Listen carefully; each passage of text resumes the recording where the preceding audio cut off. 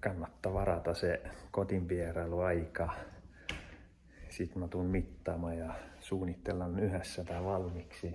Ja kun ihmisillä on jatkuvasti kysymyksiä näistä spottivalaisimista ja muutenkin näistä muista härpäkkeistä, mitä siellä katosta löytyy, niin tästä näkee hyvin, että nämä saa kaikki siististi tuohon alemmas akustiikkalevyn pintatoutu, niin eikä jää millä tavalla häiritsemään siellä.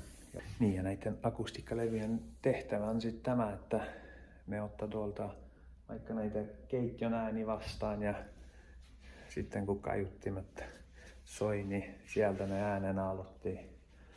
Sitten on näillä tällaista pehmeää matskua, mihin ne pysähtyy, eikä jää tähän jatkuvasti pyörimään.